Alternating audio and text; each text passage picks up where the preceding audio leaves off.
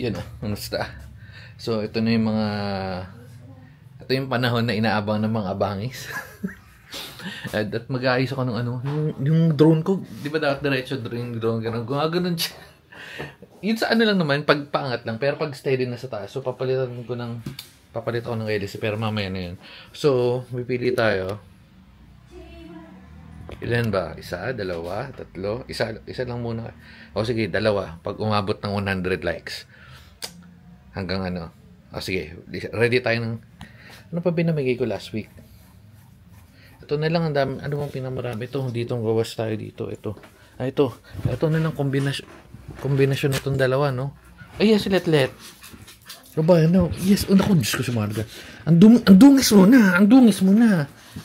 Aray ko, Diyos ko po, aray ko. Ayan. Aray ko. Wait lang. So, ito, mamimili muna ako habang nagguguluhan itong mga to. Hindi, lumabas na sila. Sige, isa nito. Kasi ito medyo matagal na to eh. Itong part. Ito yata yung try mode. Eh. Ito nga yung try mode. Na Zio lang, K3. Ito. Oops. Hulo. K6. O sige, itong isang K6. Tapos, unti lang yan dyan. Ito siguro, ang dami na nito eh. Meron pa nga dun eh. Sige, yan muna. Tapos isa niyan. Ano to? Kakabili ko lang nito eh. So, medyo matagal-tagal na dito. Naamag na. Ito.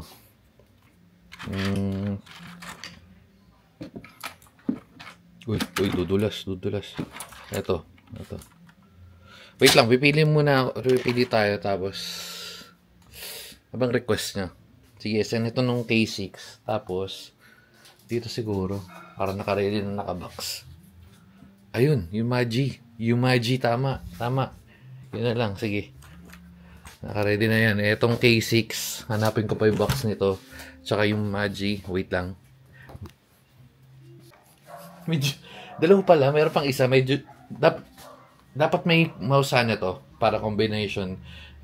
Pero, mukhang na-arbor na ng back. So, ito yung pabibigay natin. Bam! Yan.